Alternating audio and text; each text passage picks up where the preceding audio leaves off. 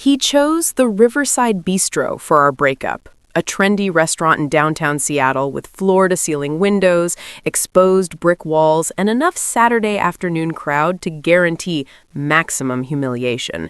He even requested a table in the center of the dining room, right where everyone could see us. The waiter who seated us seemed uncomfortable, like he knew something terrible was about to happen. He probably did. My fiancé Ethan had probably tipped him well to make sure we got the perfect spot for his performance. I'm Lily Chen, and this is the story of how my silence became the loudest weapon I ever wielded. I knew something was wrong the moment Ethan texted me that morning. "Meet me at Riverside at 2 p.m. We need to talk." After 3 years together, 18 months engaged, and 3 weeks before our wedding, those 4 words carried the weight of a death sentence. But what I didn't know was that Ethan had spent the last 2 weeks planning this moment like it was a military operation. I arrived exactly at 2. Ethan was already there, sitting at that center table, his phone positioned at an angle I would later realize was perfect for recording. 3 of his friends, Tyler, Marcus, and Josh, were scattered at nearby tables, pretending not to watch but clearly waiting for something. I recognized Tyler's girlfriend Amber at another table, her phone also conspicuously angled towards us. They were all here for a show, and I was supposed to be the entertainment. "Lily," Ethan said as I sat down, his voice already carrying that condescending tone I'd started noticing more frequently over the past 6 months. "Thanks for coming." "Of course," I said, setting my purse down. "What did you want to talk about?" He didn't waste time, I'll give him that. No small talk, no easing into it, just straight for the throat. "I can't marry you," he said, loud enough that the couple at the next table stopped mid-conversation. "I've been thinking about this for months, and I've realized we're just not compatible. You're too emotional, too needy, too dependent. I need someone who can match my ambition, someone who understands the demands of my career. And honestly, Lily, you're just not that person." I watched his face as he delivered his prepared speech. He was enjoying this. His eyes kept darting to his phone, to his friends, checking to make sure they were capturing every moment. This wasn't about ending our relationship. This was about destroying me publicly, creating a narrative where he was the reasonable one and I was the hysterical ex-fiancé who couldn't handle being broken up with. He wanted me to cry, to scream, to cause a scene that he could post online, share with friends, use as evidence that he'd made the right choice. He wanted to break me in front of witnesses so thoroughly that no one would question his version of events. I felt something inside me go very cold and very calm. "Okay," I said simply. Ethan blinked. "Okay?" "Yes, okay. Thank you for being honest with me." I picked up my water glass, took a sip, and set it down carefully. "I appreciate you telling me now instead of after the wedding. That would have been much worse." His confusion was almost comical. This wasn't the script he'd written in his head. "You're not upset?" "Of course I'm upset, Ethan. But you're right. If you don't think we're compatible, then we shouldn't get married. Better to know now." I stood up, picked up my purse, and looked at him with the calmest expression I could manage. "I'll have my things out of the apartment by the end of the week. I hope you find what you're looking for." And then I walked out. Straight back, head high, not a single tear. I could feel every eye in that restaurant on me, could sense Ethan's friends exchanging confused glances, could practically hear Ethan's thoughts screaming, "Wait, this wasn't supposed to happen this way." I made it to my car before my hands started shaking. I sat in the driver's seat for 10 minutes, breathing carefully, processing what had just happened. He'd tried to humiliate me. He'd staged an entire public breakup with an audience and recording equipment, expecting me to fall apart so he could look like the hero who'd escaped a crazy woman. But I hadn't given him that satisfaction. And now, sitting in my car with my phone buzzing with concerned texts from friends who'd probably already heard about the breakup, I realized something. My silence had been more powerful than any scene I could have caused.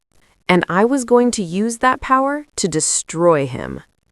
Over the next 3 days, I did what Ethan always mocked me for being bad at. I planned. Carefully, methodically, coldly. Because while Ethan thought he knew everything about me, there were things he'd never bothered to learn. Things that were about to become very relevant. First, I went to our apartment while he was at work and took only what was legally mine. Clothes, books, my grandmother's jewelry, my laptop. I left everything we'd bought together, every gift he'd given me, even the engagement ring, carefully placed on the kitchen counter with a note. You'll need this more than I will. Then I made some calls, important calls, starting with Ethan's boss. Here's what Ethan never knew about me. I wasn't just a dependent, unambitious girlfriend who worked a simple job at a nonprofit. I was the daughter of James Chen, who happened to be on the board of directors at Summit Tech, the company where Ethan worked. My father had quietly helped Ethan get his job 3 years ago when we first started dating. Ethan thought he'd earned that position through his own merit. He had no idea my father had made a single phone call that moved his resume to the top of the pile. "Dad," I said when he answered, "I need to tell you something about Ethan." My father listened as I explained the public breakup, the staged humiliation, the recording, the friends positioned as witnesses. I didn't cry. I just stated facts. When I finished, there was a long silence. "That boy," my father said quietly, "has always been a fool. I'm sorry, sweetheart. What do you need from me?" "Nothing yet," I said. "Just wanted you to know, in case it becomes relevant to his employment." My father was quiet for a moment. "Lily, if someone at Summit Tech is creating hostile environments, staging public humiliations, and displaying that kind of character judgment, that would be relevant to his employment.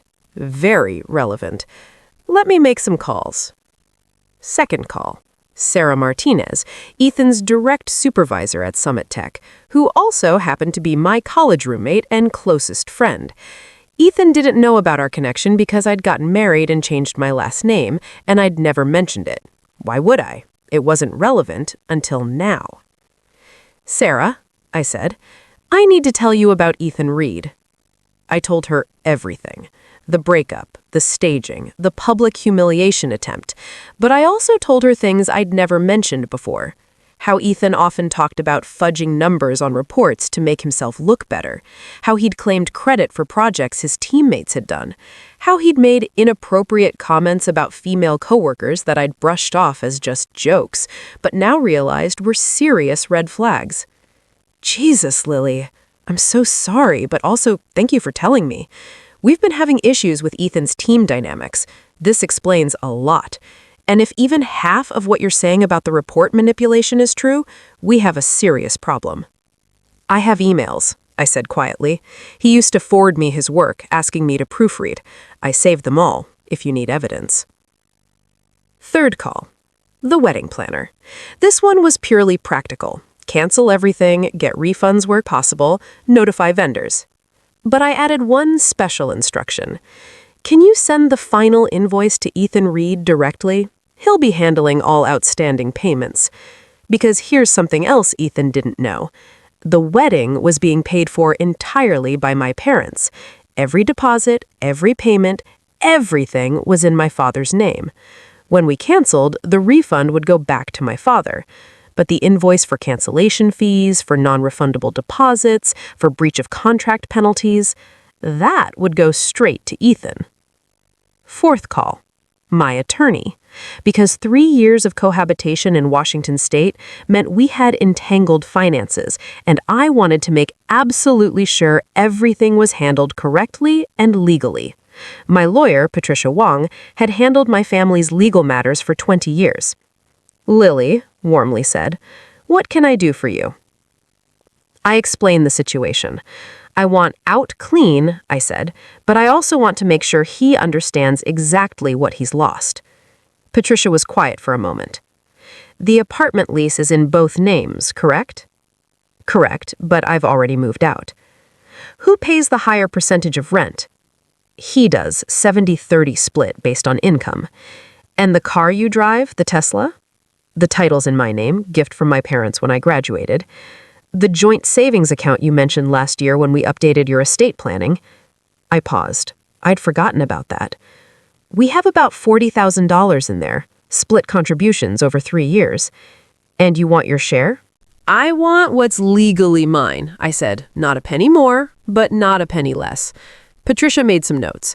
Give me 48 hours. I'll draft a separation agreement that ensures you get exactly what you're entitled to, and he can't claim you took advantage. Everything clean, everything documented, everything fair. If he signs it, great. If he fights it, we have evidence of every contribution, every deposit, every purchase. He won't win. By the end of the week, I'd moved into a beautiful apartment downtown with a view of Puget Sound. I'd retrieved every item that was legally mine from our shared space. I'd set up automatic transfers for my portion of all utilities and shared expenses through the end of the month, ensuring Ethan couldn't claim I'd stuck him with bills. And then I waited. I didn't have to wait long. 4 days after the breakup, Ethan called me 17 times in 2 hours. I didn't answer. He showed up at my new apartment, but the doorman wouldn't let him up without my permission. I watched him on the security camera, pacing in the lobby, clearly agitated. Finally, he sent a text. "We need to talk. This is getting out of hand." I replied simply, "You wanted to end our relationship. I respected that. There's nothing to discuss." His response came immediately. "This isn't what I wanted. You're ruining everything." I didn't reply. Here's what was happening that I found out later. Ethan had posted a carefully edited video of our breakup on social media, just a short clip showing him honestly and kindly ending things and me walking away. He'd captioned it something about, "Sometimes you have to make hard choices," and "moving forward with integrity." The problem was, several other people in that restaurant had also recorded the scene, and their videos showed something his didn't. The way he'd positioned his phone before I arrived, the way his friends were clearly positioned as an audience, the way he spoke loudly enough to draw attention, the way he'd smirked when he thought I wasn't looking. Those videos started circulating. People who'd seen his post started commenting about the full context. Someone identified his friends in the background and tagged them, asking if they'd really gone to watch him break up with his fiancé as entertainment. Amber, Tyler's girlfriend, apparently felt guilty and posted her own account, explaining how Ethan had invited them all to witness the meltdown. The narrative he'd tried to create was falling apart. Instead of looking like a reasonable man escaping an unstable woman, he looked like a narcissist who'd staged a public humiliation attempt that had backfired spectacularly. But that was just social media. The real consequences were happening elsewhere. Summit Tech conducted an internal review based on Sarah's concerns and my evidence. They found multiple instances of Ethan taking credit for others' work, manipulating reports to make his performance look better, and creating a hostile work environment with inappropriate comments and behavior. He was fired within 2 weeks of our breakup, not because of the breakup itself, but because once they started looking closely at his actual work performance and workplace conduct, they found a pattern of unethical behavior that had been flying under the radar. The wedding cancellation fees totaled $18,000. Ethan received the invoice and apparently had a meltdown when he realized he couldn't get any of the refunds because everything had been paid for by my family. He tried to argue that we should split the cancellation costs. My attorney sent him a polite letter explaining that since he initiated the termination of the relationship and all original payments had been made by my family, he would be responsible for all penalties associated with his decision. He tried to fight it. He threatened to sue. My attorney calmly pointed out that we had video evidence of him publicly ending the engagement, multiple witnesses to his premeditation and intent to humiliate me, and a clear paper trail showing who had paid for what. He could try to sue if he wanted to spend more money on legal fees he would inevitably lose. He didn't sue. The joint savings account was divided exactly as Patricia had outlined. $20,000 to me, $20,000 to him, based on precise documentation of our contributions. He tried to argue that I should have less because I'd used him. My attorney pointed out that every deposit was documented and every withdrawal had been for shared expenses we'd both agreed to. He signed the separation agreement. But the thing that really destroyed Ethan wasn't the job loss or the financial hit or even the public embarrassment. It was the fact that everyone now saw him the way I'd seen him for the last 6 months, as a manipulative narcissist who valued control over genuine connection. His friends started distancing themselves. Tyler and Marcus apparently felt used, like they'd been props in Ethan's performance. Amber publicly apologized to me on social media and broke up with Tyler for going along with it. The video of our breakup kept circulating, not because I shared it, but because other people were using it as an example of how not to handle a relationship ending. Relationship therapists were using it in TikToks about narcissistic behavior. Reddit threads were dissecting his body language and word choice as textbook manipulation tactics. Ethan's name became synonymous with public breakup disasters. When you Googled him, the first results were articles about the staged breakup that backfired and think pieces about toxic masculinity and public humiliation attempts. 3 months after that Saturday afternoon at the Riverside Bistro, I was thriving. New apartment, new sense of freedom, reconnecting with friends I'd neglected during my relationship with Ethan. I'd even started dating again, casually, just remembering what it felt like to be treated with genuine respect and interest. Ethan, from what I heard through mutual acquaintances, was living with his parents, struggling to find work because every interview ended with someone recognizing his name, and dealing with the consequences of burning bridges with everyone who'd ever tried to help him. One day, I got a message from him on LinkedIn. He'd tried every other platform and I'd blocked him everywhere, but apparently he hadn't thought to try professional networking. "Lily, I'm sorry. I made a terrible mistake. I've lost everything. My job, my reputation, my friends, all because of one bad decision. Can we talk? I need help. Your dad has connections in tech. Could you maybe put in a word for me, for old time's sake?" I stared at that message for a long time. This was the moment he tried to create at that restaurant. Me, vulnerable and emotional, him in a position of power. Except now the roles were completely reversed, and he was the one asking for mercy. I thought about everything he'd put me through. The staged humiliation, the recording, the friends positioned as an audience, the smirk I'd seen when he thought I wasn't looking. The 18 months of engagement where he'd slowly made me feel smaller, less ambitious, less important. I thought about the woman I'd been when I walked into that restaurant. Uncertain, trying to please him, willing to accept being called too emotional and too needy. And I thought about the woman I'd become, clear-eyed, self-assured, unwilling to accept less than I deserved. I typed my response. "Ethan, you didn't lose everything because of one bad decision. You lost everything because of a pattern of bad character. The restaurant was just the moment it became visible to everyone else. I hope you find what you're looking for, but you won't find it through me. Best wishes for your future." Then I blocked him on LinkedIn too. My father asked me once if I felt guilty about the way things turned out for Ethan. "You didn't destroy him. He destroyed himself. You just stopped protecting him from the consequences of his own actions." He was right. I didn't get Ethan fired. His unethical work behavior did that. I didn't make him look bad on social media. His own actions, recorded by multiple witnesses, did that. I didn't force him into financial difficulty. His decision to stage a public breakup 3 weeks before a wedding he knew was paid for by my family did that. All I did was refuse to cry, refuse to scream, refuse to give him the narrative he wanted. And in that refusal, in that silence, I took away his power and left him to face the truth of who he really was. People ask me sometimes if I'm bitter, if I regret the 3 years I spent with Ethan. Honestly, no. Those 3 years taught me what I don't want. They taught me to recognize manipulation. They taught me the difference between someone who loves you and someone who loves the idea of controlling you. And that Saturday afternoon at the Riverside Bistro taught me the most important lesson of all. Sometimes the most powerful thing you can do is nothing. No tears, no scream, no scene.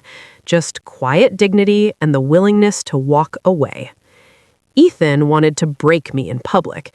Instead, I walked out whole and left him to deal with the mess he created. He recorded our breakup expecting to capture my weakness. Instead, he captured his own cruelty. And the internet never forgets. My name is Lily Chen. My fiancé tried to humiliate me in a crowded restaurant to make himself look good. He expected tears and chaos. I gave him silence and dignity. And that silence echoed louder than any scream ever could, destroying not me, but the carefully constructed image he'd built of himself as the good guy, the reasonable one, the man who deserved sympathy. He wanted a show.